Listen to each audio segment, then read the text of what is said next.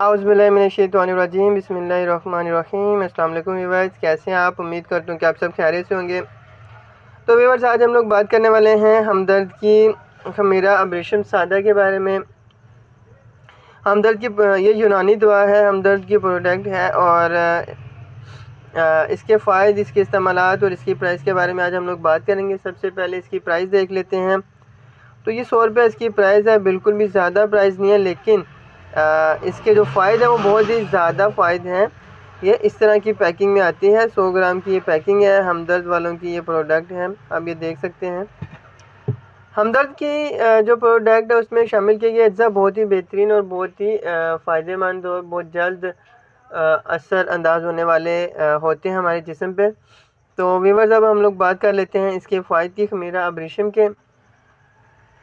ये दिल के लिए, दिमाग के लिए, असाब के लिए बहुत ही बेहतरीन है।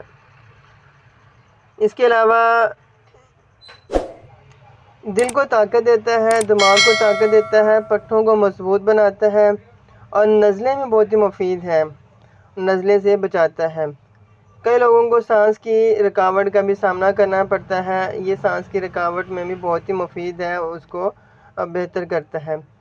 इसके अलावा ये दमे में काफ़ी हद तक बहुत ही मुफीद है। इसके अलावा अगर हम लोग बात कर लें तो ये खून को एतदाल पर लाता है।